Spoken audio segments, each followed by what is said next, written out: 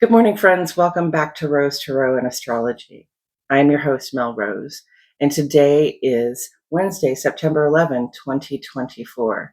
Thank you so much for being here. Thank you for tuning in to catch up with your regular current astrology. Thank you for spending this time with me, and I sure hope that you are all feeling happy, well, blessed, whole, supported, and uplifted wherever you are in the world.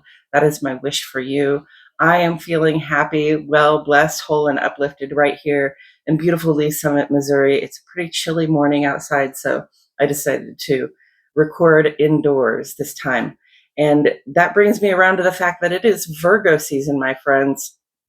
Virgo season is the time when we slip out of summer and into the autumn time. In fact, it ends next Sunday, not this Sunday, but next Sunday. Virgo season ends with the autumnal equinox, and that's when we go into Libra, the sun in Libra. So Virgo, this is the time when we're putting down our summer fun and we are getting back to work. We're getting back to school. We're bringing our attention back around to the particularities of our material lives. Okay, we're sorting things out. We are counting up our monies and our other resources, and we're deciding what we can do with them at this time.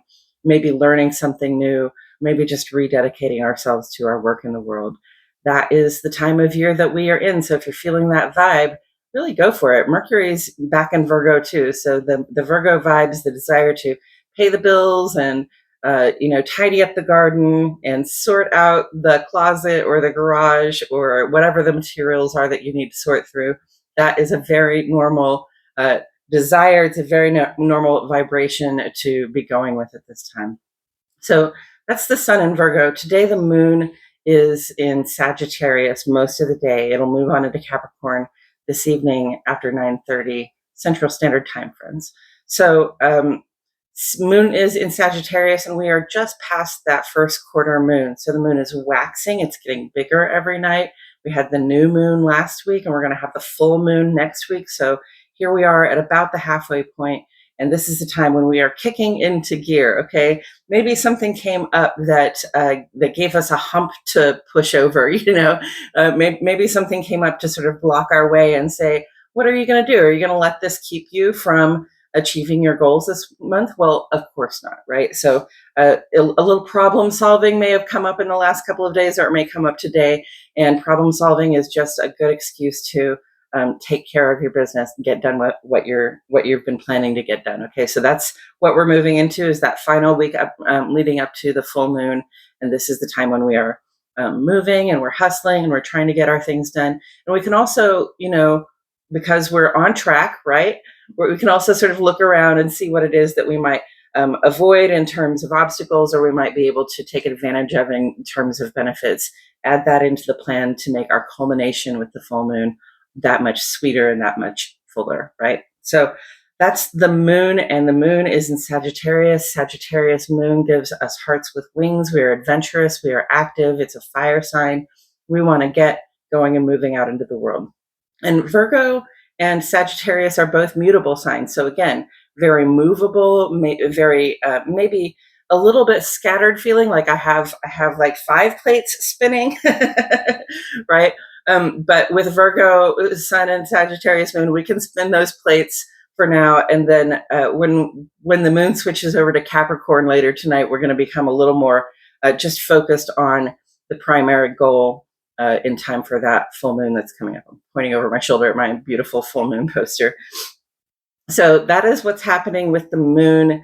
The void of course for the moon, of course, every time the moon shifts into a new sign, which is every 2.5 days approximately, we have a void of course, and that's the time that it takes from when the moon makes its last aspect in one sign to when it moves into the next sign. So this is a time when it's really just not felt to be influential, because it's not really doing anything.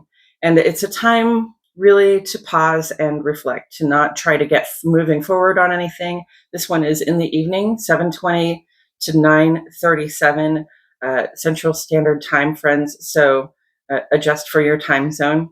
But that is a time tonight, and it's going to be a little over 2 hours, when it's a good time to sit back and meditate, reflect, journal, do your tarot cards, whatever it is, engage in your creative activities or your relaxing activities, whatever it is that helps you sort of process what you've been through for the last few days and prepare yourself to move forward in the next few days. As we come out of Sagittarius moon, Sagittarius heart with wings vibe into more of a Capricorn moon where it's time to put our noses down and get to work on our goals. So that's what's going on with the moon. Mercury, I don't know if I said this already, is in Virgo, and Mercury this evening is going to make a sextile to Mars. And so this is a vibe that we're increasing into right now, and it's going to culminate this evening. It's very much in a culmination right now. It's going to culminate this evening, and then it'll start to fade away from us after that. But Mercury sextile to Mars, it sounds really positive. Sextiles are cooperative. We could get some things done. Mars is that active principle. It's that part of us that wants to make progress, move forward, whatever the cost, right? And Mercury is our thoughts, plans, and communication. It's the errands we run. It's Mercury rules Virgo, and Mercury is in Virgo, and the sun is in Virgo right now. So that vibration where we want to make the communications and sort things out and set things right, make sure everything is in its place, right, is very strong with us right now. And then we have this cooperative aspect with Mars, which is our sense of action and progress. So that can be a very positive thing. And we have a couple of other things going on. So, it might be very easy to speak into being your plans at this time with that Mercury sextile to Mars. It might be very easy to take action on the plans that you've been making and make some wonderful progress. And I encourage you to do that. Earlier in the day today, actually, earlier than I have even recorded this, Venus has had a quincunx to Saturn. And that's an adjustment energy. It's not necessarily positive or negative. It's kind of what you make of it.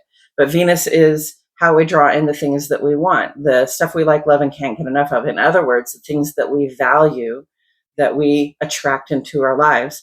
And this adjustment energy with Saturn can be a little challenging because Venus is what we want, and Saturn is like what we got to do, right? What we need. Saturn is about the responsibility and the material foundations that we rely on as our stepping off point in the world. So it might be sort of like, I want this, but this is my responsibility. And so I might have to make an adjustment to what I want, right?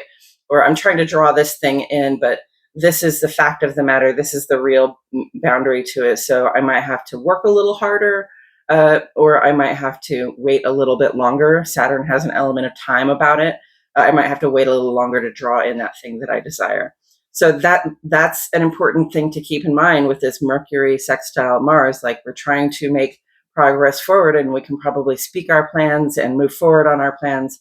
Another thing to consider is that Mars is in Cancer, and while Mars likes to go straight forward, Cancer likes to go sideways, right? So it's not the most direct and capable position for Mars to be in. We're going to be like wading through water. We might have to move a little bit from side to side to make the progress forward that we want to make, okay?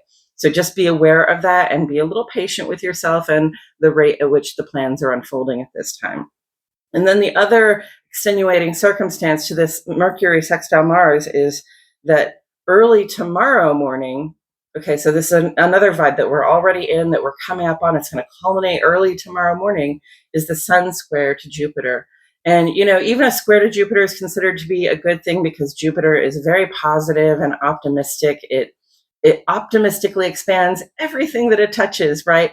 Even if it touches something that, the expansion of which is not necessarily going to be great for us, it will still expand it because it has that optimism, and it just wants to help us grow our sense of what we can be, do, and have in the world. So that's the Sun, which is our sense of purpose in the world. It's where our attention is. It's where we're putting our work into. We're putting our light and our heat, our attention and intention into the things that we are. And the Sun in this square position with Jupiter really says, hey, you've got a lot of good things going for you. You might have a lot of good things show up for you today. Be careful not to overindulge. Like somebody, offers to buy you lunch, maybe stop after the first drink. All right, be careful not to just overindulge in whatever it is that it becomes available to you. And so, with that overindulgence, that vibration that might bring about some overindulgence, and with that vibration before it, that is Mercury working with Mars. Okay, Mars is pretty assertive, and then Mars in Cancer is a little passive aggressive. Okay, there might be this tendency, there might be a little bit of temptation to speak up and speak out about something that you think is very important to speak up and speak out about right now. But just understand that the words that we're using carry weight, they carry assertiveness, they have power right now. And so we don't want to say too much. All right, we don't want to say more than we intended to, right? And we don't want to go overboard in the way that we express ourselves to other people. Okay, we don't want to come across as aggressive or passive aggressive necessarily. Okay, so just think about your intention, and think about, like, if it's something you feel really compelled to say, give some thought as to who it is you're saying to. Is it appropriate right here? Is this going to put me or somebody else at risk? Is this going to put my job at risk? Okay, that kind of thing. Just be careful about how you use your words with people today and tomorrow, especially. And then the next thing that comes up this week is on Saturday, we have Venus in a trine with Jupiter. Now, Venus is the lower benefic, Jupiter is the greater benefic. So these are very positive planets. These are the planets that bring about positive things for us. Again, Venus, what we like, love, and can't get enough of, and how we draw it in. And Jupiter, always expanding everything it touches, right? So in this conversation, it's a conversation of grace. It's a conversation of allowing. It's not really anything that you have to do, but something very fortunate might just come your way personally, or something very fortunate, hopefully might happen out in the world to make us all feel a little safer and happier and like things are going to be all right. Okay, so keep your eyes peeled for that. It's a very fortunate kind of vibration on Saturday, and I'm looking forward to it. The other thing that I want to talk to you about is the fact that there's a full moon coming up on Tuesday the 17th. That's a full moon in Pisces, and it does come with a partial lunar eclipse. Okay, so this is the beginning of our second eclipse season of the year. If you think back to that first eclipse season of the year, we had the full solar eclipse, which was a huge event here in the United States. We also had a lunar eclipse back then, and those were happening in Aries and Libra, as I recall, because that's where the nodes are, and that's the eclipses happen really close to the nodes. This eclipse is happening